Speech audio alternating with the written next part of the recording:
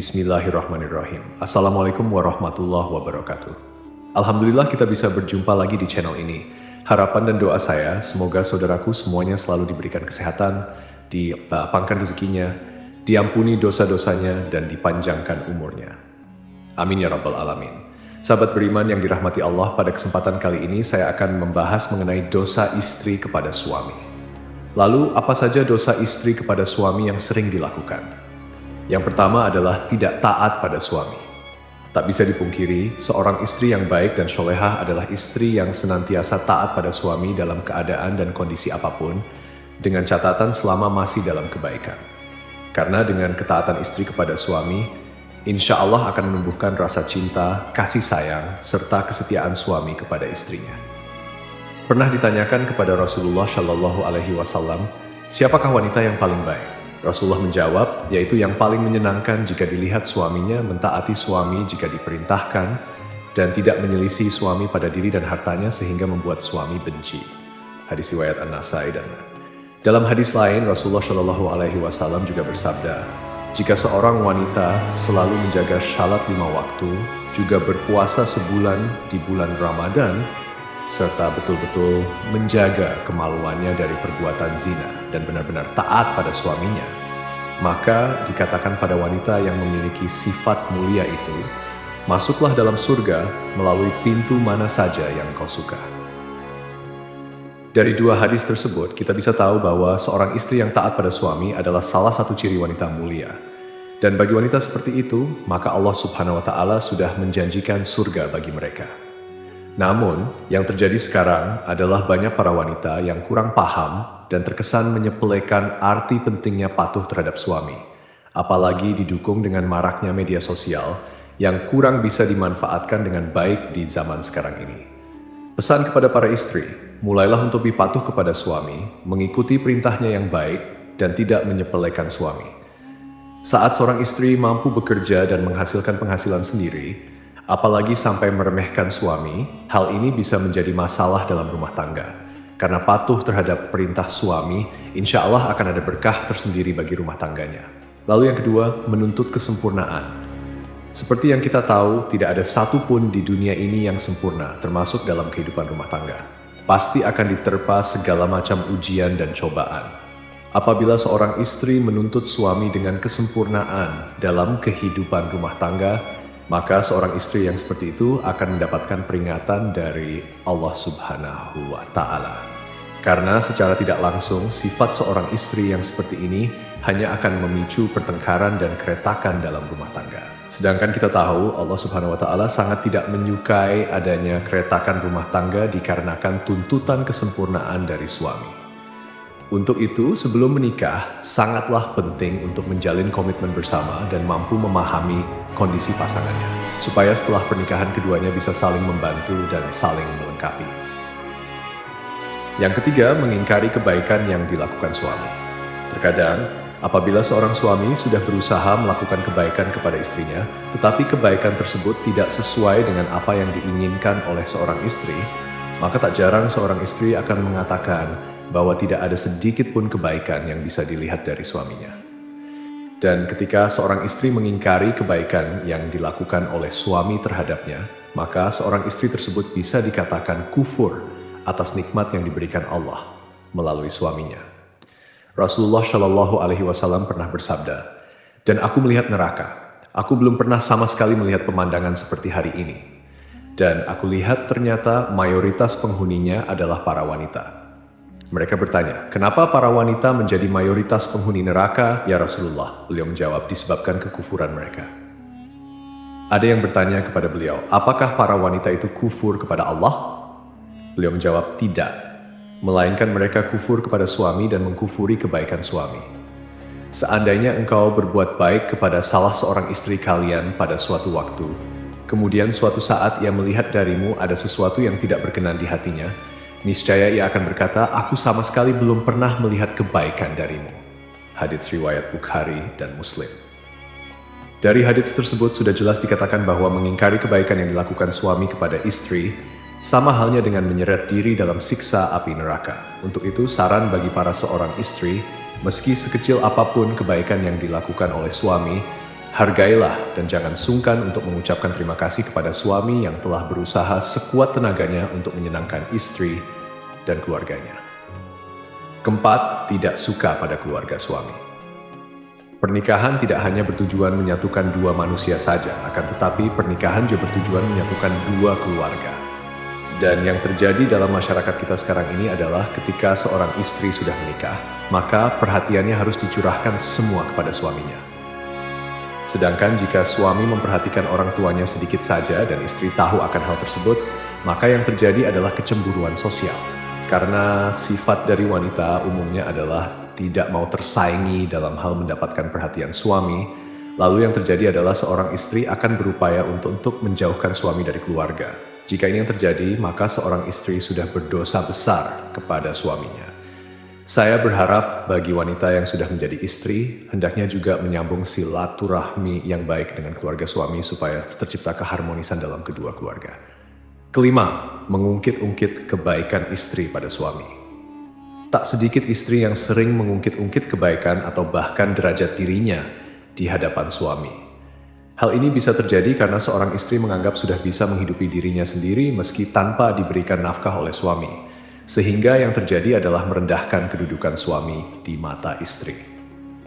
Dalam hal ini bisa memicu pertengkaran dalam rumah tangga, lalu yang terjadi adalah seorang istri akan mengungkit-ungkit kebaikan yang dilakukannya terhadap suami, tanpa menyadari bahwasanya hal yang dilakukan tersebut merupakan suatu dosa yang amat besar di hadapan Allah Subhanahu wa Ta'ala.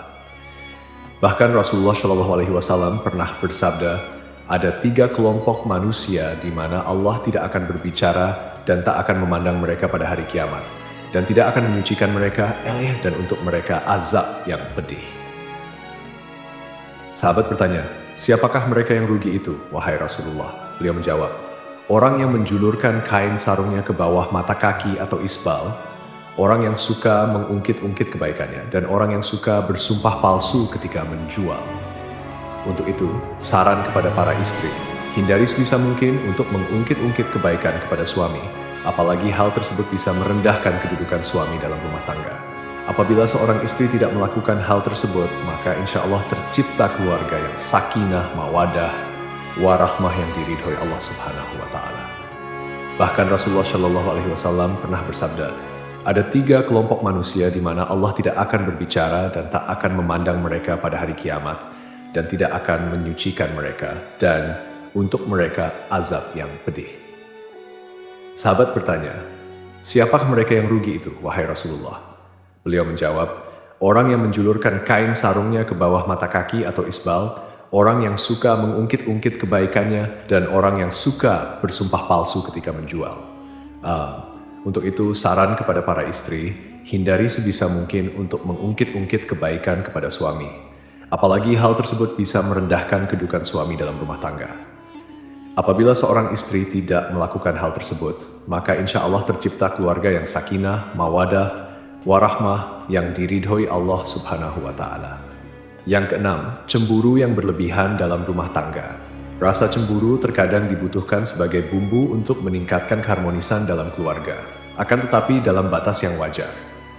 Rasa cemburu seorang istri terhadap suaminya menurut syariat Islam adalah ketika suami melakukan kemaksiatan seperti berzina, menzalimi istri, mengurangi hak-hak istri, dan lain sebagainya. Akan tetapi, cemburu seorang istri akan menjadi bentuk kedurhakaan terhadap suami, manakala cemburu tersebut tidak memiliki dasar yang jelas berupa bukti atau kebenaran. Boleh cemburu asal ada dasar yang jelas dan tidak melampaui batas wajar. Kecemburuan karena sesuatu yang berlebihan sangatlah kurang baik. Untuk itu, bagi para istri, kendalikan rasa cemburu yang hanya berdasar pada pemikiran ataupun tanpa bukti kebenaran yang jelas supaya tidak menimbulkan keretakan dalam rumah tangga.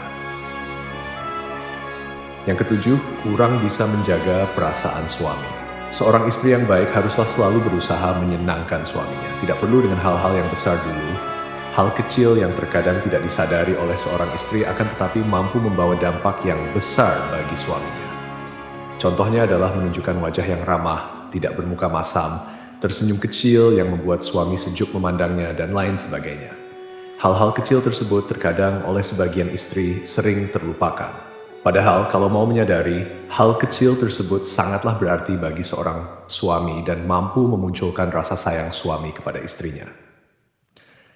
Selain itu, ada hal lain yang tak kalah pentingnya, yakni selalu menjaga perbuatan dan ucapannya supaya tidak menyakiti hati suami. Misalnya adalah mencaci, berkata yang kasar, sering memojokkan suami sehingga terlihat salah di mata istri, suka mengkritik perbuatan baik yang dilakukan suami, dan lain sebagainya. Dari Muadz bin Jabal radhiyallahu anhu, Rasulullah shallallahu alaihi wasallam pernah bersabda, "Jika seorang istri menyakiti suaminya di dunia, maka calon istrinya di akhirat dari kalangan bidadari akan berkata, 'Janganlah engkau menyakitinya. Semoga Allah mencelakakanmu, sebab ia hanya sementara berkumpul denganmu. Sebentar lagi ia akan berpisah dan akan kembali kepada kami.'" Gitu aja. Untuk itu, saran kepada istri maupun calon istri, sebisa mungkin usahakan untuk selalu menjaga lisan dari perkataan yang kurang baik kepada suami. Dan cobalah untuk selalu terlihat sejuk ketika dipandang suami dengan melakukan hal-hal kecil, meskipun hanya sekadar tersenyum. Yang kedelapan, kurang bisa menjaga penampilan. Tak jarang seorang istri mempunyai pemikiran bahwa jika sudah berumah tangga, justru malah berpenampilan ala kadarnya. Dan ini sangat berbeda ketika masih lajang, di mana segala upaya dilakukan demi menarik perhatian dari seorang laki-laki. Kalau saya mengatakan, hal tersebut malah terbalik. Ketika seorang wanita sudah menjadi seorang istri, sebaiknya masih terus menjaga penampilannya di depan suami. Karena dengan menjaga penampilan bisa membuat suami merasa lebih senang. Berpenampilan menarik bisa disesuaikan dengan porsi masing-masing, jadi tidak juga harus terkesan dipaksakan. Dari Anas radhiyallahu anhu, Rasulullah shallallahu alaihi wasallam pernah bersabda, "Sebaik-baik istri kamu ialah yang menjaga diri, lagi pandai membangkitkan syahwat, yaitu keras menjaga kehormatannya, pandai membangkitkan syahwat suaminya." Untuk itu, berpenampilan menarik menurut porsinya masing-masing bagi seorang istri sangatlah disarankan untuk menyenangkan hati suaminya. Karena menyenangkan hati suami merupakan pahala yang besar bagi seorang istri. Yang kesembilan, keluar rumah tanpa seizin suami. Mungkin hal yang satu ini terkesan sepele di mata seorang istri, yakni keluar rumah atau bepergian tanpa seizin suami. Yang dimaksud keluar rumah adalah merujuk pada suatu tujuan tertentu. Misalnya adalah berkunjung ke tempat orang lain atau malah bepergian sendiri ke suatu tempat. Padahal kita tahu, keluar batas dari rumah tanpa seizin suami sangatlah tidak dibenarkan bagi seorang istri, kecuali suami tidak berpesan dan tidak melarang keluar rumah karena harus menyiapkan makanan untuk anaknya sehari-hari. Jadi harus dipahami jika suami tidak melarang keluar rumah untuk membeli bahan makanan atau mengantar anak sekolah, hal ini tidak termasuk berdosa kepada suami. Akan tetapi jika suami berpesan untuk tidak keluar rumah dalam kondisi apapun, seorang istri haruslah mematuhi perintah suaminya. Pernah ada suatu kisah pada zaman Nabi Shallallahu Alaihi Wasallam, yakni seorang lelaki yang keluar bermusafir, telah berpesan kepada istrinya agar tidak turun atau keluar rumah dari tingkat atas ke tingkat bawah. Lalu suatu hari, bapak istrinya itu yang tinggal di tingkat bawah jatuh sakit. Kemudian si istri mengutus seseorang menemui Rasulullah agar memberi izin kepadanya untuk turun menziarahi bapaknya yang sedang sakit. Lalu Nabi Shallallahu Alaihi Wasallam mengatakan, "Taatilah suamimu." Sampai suatu ketika sang ayah pun wafat. Si istri lalu mengutus lagi seseorang kepada Rasulullah, dan Rasulullah pun mengatakan, "Taatilah suamimu." Jenazah bapaknya pun dikebumikan. Lalu Rasulullah mengutus seseorang kepada si istri untuk memberitahukan bahwa Allah telah menghapuskan dosa-dosa bapaknya lantaran ketaatannya kepada suami. Sahabat beriman yang dirahmati Allah, meski begitu, anjuran menaati larangan keluar rumah bagi istri hendaknya tidak diterapkan secara kaku yang mengesankan bahwa ajaran agama Islam mengekang kebebasan wanita. Tidaklah seperti itu. Namun, yang perlu diperhatikan adalah komunikasi yang baik antara suami dan istri dalam hal-hal tertentu. Dan bagi para suami juga tidak diperkenankan mempersulit istrinya apabila keluar rumah dalam hal kebaikan. Wallahu a'lam bishawab, semoga apa yang saya sampaikan bisa bermanfaat untuk kita semua. Amin ya rabbal alamin. Assalamualaikum warahmatullahi wabarakatuh.